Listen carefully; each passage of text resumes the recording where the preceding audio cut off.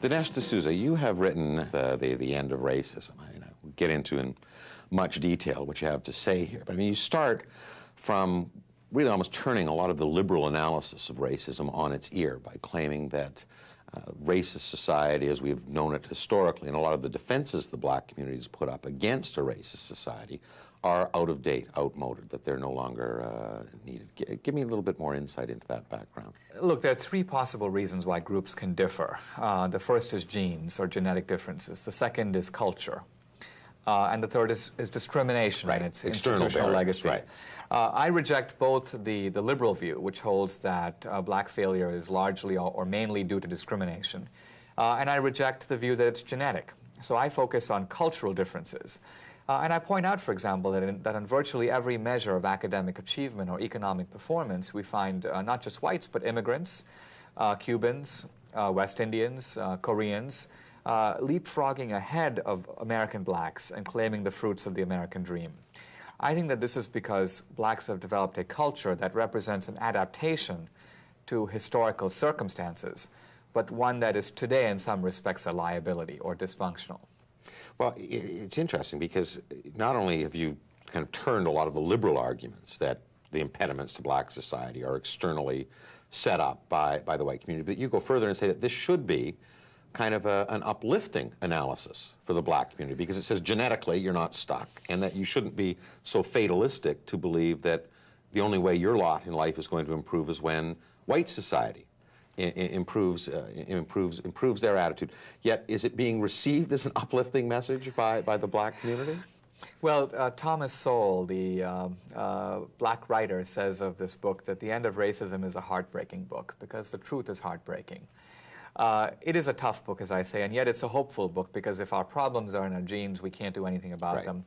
And if the problems of blacks are due to white racism, I don't know of any way, even if we could magically get rid of white racism overnight, this would do nothing to increase black test scores, improve black savings rates or black rates of business formation, or strengthen black families, or reduce black-on-black crime. Those are the most serious problems facing blacks. Now, for a generation, people have said you cannot point to these problems because to do so is blaming the victim. Right. When Daniel Patrick Moynihan wrote his report on the black family in the 60s, the illegitimacy rate for blacks was 25%. He said it was a national tragedy, and people said, you're a racist, stop talking about it. And he did. He hasn't said a word about it since. The illegitimacy rate for blacks in the United States today is close to 70%. So when these problems are ignored, they metastasize, they become far worse. On the other hand, if they are recognized and acknowledged, I'm confident that they can be addressed. What caused that pathology or that culture that you document and itemize as this, what you see as the source problem? Well, first of all, it's not solely caused by poverty. One of the contributions of the book is it disputes the so-called culture of poverty analysis that goes back to the 60s. I point out, for example, that Asians and whites who come from poor families making less than $20,000 a year score higher on tests of academic achievement than blacks who come from families earning over $60,000 a year. I point out that poor blacks have a much higher illegitimacy rate than poor whites, for example, and so on.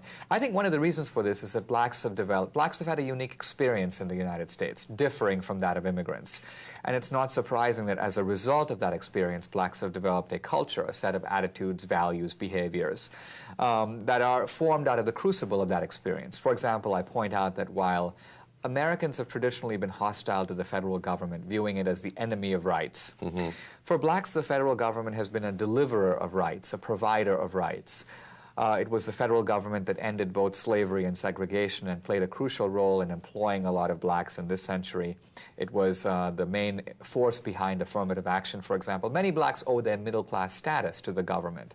So it's not surprising that blacks have a cultural orientation that looks at government sympathetically. You know, we have recently this million-man march on Washington. Blacks always marching on Washington. Looking to the government for answers. Meanwhile, other groups are setting up entrepreneurial associations, rotating credit systems, and within a generation their daughters are valedictorians and they have moved to the suburbs. I think that we need to realize that the government is today not in a very good position to address these problems. It doesn't have the resources, and public confidence in the government is at an all-time low. When you talk about this culture or the pathology of the black community, I mean, reliance on government, the normalization of illegitimacy, the worship of the outlaw, hero and see these as kind of the negative attributes that in fact are keeping the black community back. I mean, others have pointed those same attributes as almost kind of the evidence of the authenticity of black culture, saying that if you can't compete with white society, you have to have some esteem, and that this, in fact, is, we shouldn't be measuring black culture against white cultural yardsticks, I guess. Well, that's the legacy of cultural relativism, which is the main target of my book, which says, in effect, that all cultures are equal and no culture can judge another by its own standard, and culture should not impose their values on each other.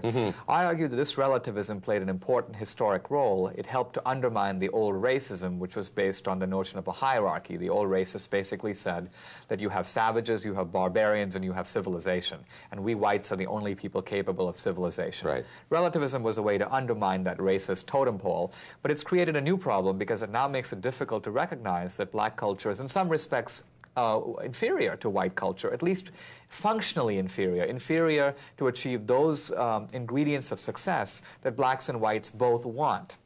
And so what we need is a project of cultural restoration that is aimed at improving study habits, strengthening families. I think the three institutions that need to be strengthened are the church, the family, and the small business. Those are the key to any restoration in the inner cities of the United States. There has been, though, in recent years, a growth of a black middle class. And so there has been advancements that have been made. There's no question there's a disparity between that growth of the middle class and what appears to be a permanent underclass. But why are some of the members of the black community moving forward while others clearly aren't?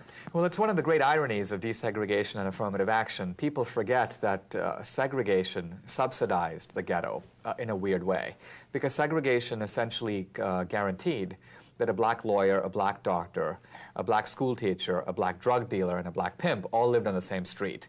And so with the middle class being forced to live in the inner city, you had a semblance of middle class norms, even amid segregation. What's happened now is because of opportunities and because of racial preferences and so on, middle class blacks, those with skills and resources, have left.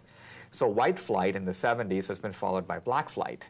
And middle-class blacks have taken with them valuable economic and cultural resources. So we have a seesaw effect. The middle class has gone up, and the underclass has gone down. The conditions of the underclass have become worse in the past 25 years. And it is that is now the most serious challenge for public policy and for American culture.